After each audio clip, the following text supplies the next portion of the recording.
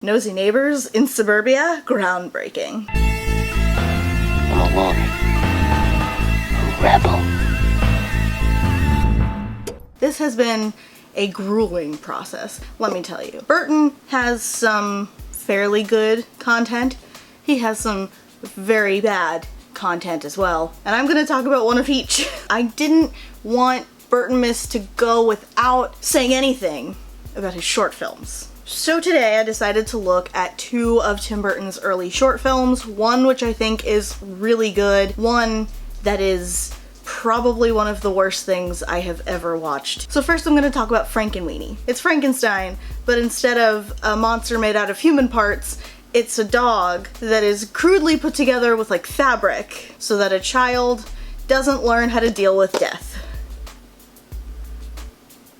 Right off the bat, I'm going to say that my biggest frustration with Frankenweenie the short is that Tim Burton has a title credit that says original idea by Tim Burton, and it is a blatant lie.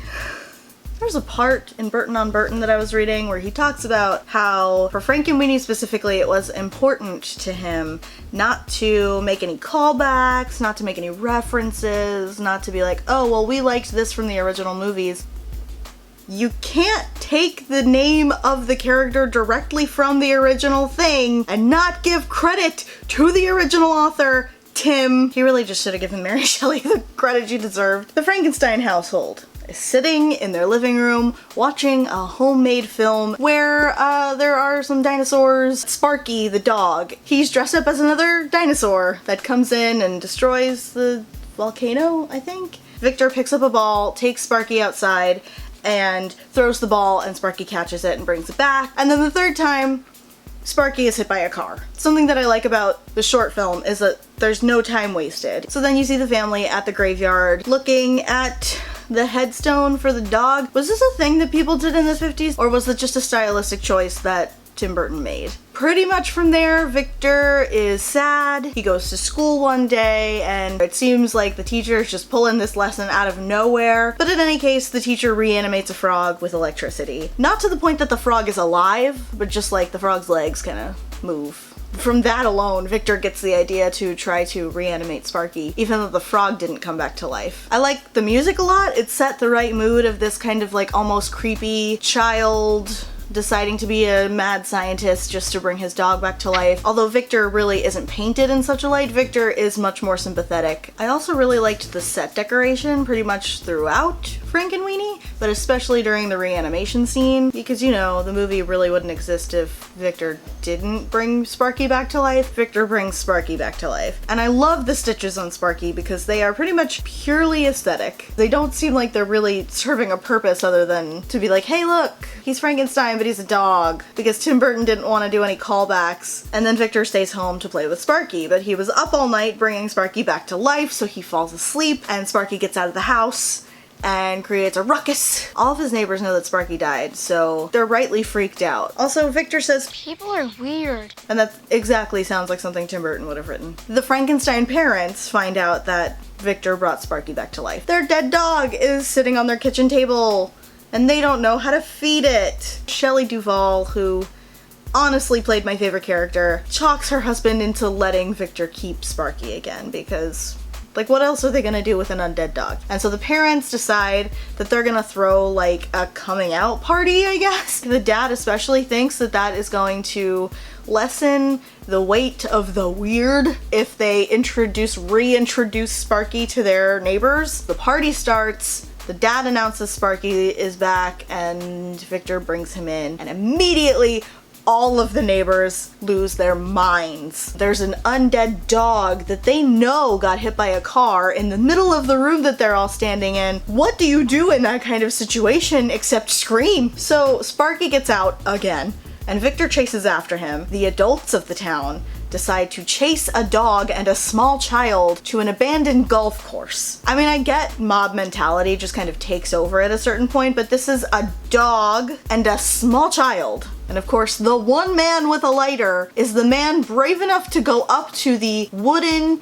broken down windmill. All he does is fall over because he's the only one with a lighter instead of a flashlight. None of the adults really have any common sense. Victor gets stuck, so Sparky goes back to save Victor, and then Sparky gets caught in the windmill. So then the adults finally have some common sense, and they're like, oh, the dog saved Victor. How bad could he be? We can all live with an undead dog in our town. So then they get all of their cars to this like sandy lot, and they hook Sparky up to the cars, and they start the engines, and it brings Sparky back to life. Somehow, is that how cars work? A poodle jumps out of one of the cars, and of course she's got the white stripes up the sides of her hair because she's a poodle, and she's supposed to look like Bride of Frankenstein, even though Tim Burton didn't want to do any callbacks to the original movies or the book. And then it's over. From 1982 to 1987, Shelley Duvall hosted fairy tale theater on Showtime. And essentially it was episodic fairy tale retellings on television. Tim Burton's episode especially is bad. Our friend Timmy knew this, but for the most part, it's hard to tell exactly what decisions he made. It's actually called Aladdin and His Wonderful Lamp. It is hella white, like the Disney version.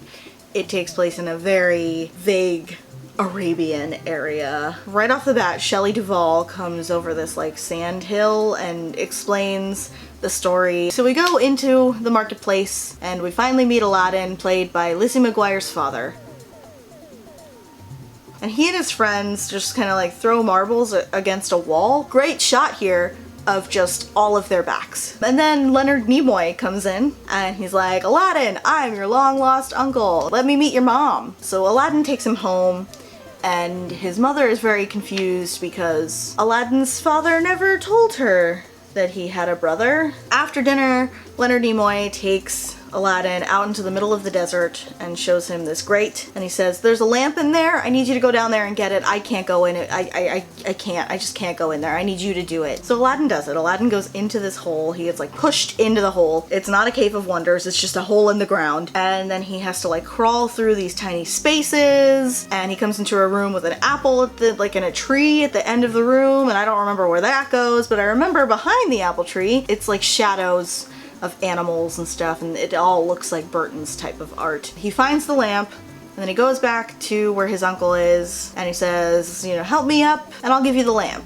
But the uncle wants the lamp first because he just wants to leave Aladdin in the ground forever. Aladdin really doesn't seem to care about the lamp, he just wants enough money to open a marble shop. Also, James Earl Jones is the narrator, and he plays two different magical characters. The first one is a genie of this ring that Leonard Nimoy gave to Aladdin, and he rubs it, and he's like, I'm gonna die here, but he's still rubbing the ring, and of course that's when James Earl Jones shows up. And the genie of the ring tells him, I'll give you one wish. And Aladdin just wants to go home. And then he rubs the lamp, the second genie pops out, and Aladdin's mom faints. I wasn't the biggest fan of James Earl Jones in this part specifically. It's very unsettling. And the genie gives him these jewels. Aladdin is not the sharpest crayon in the box. He just takes the jewels and goes to his mom and says, hey mom, can you go to the Sultan tomorrow and tell him that I want to marry the princess? Because in the meantime, he also ran into the princess in the streets. They've never said a word to each other before. But they're in love. So she does that the next day. The Sultan is easily entertained by like toys. He's completely incompetent and totally unaware of what's going on around him. And at least in the Disney movie, some part of that has to do with Jafar having magic powers.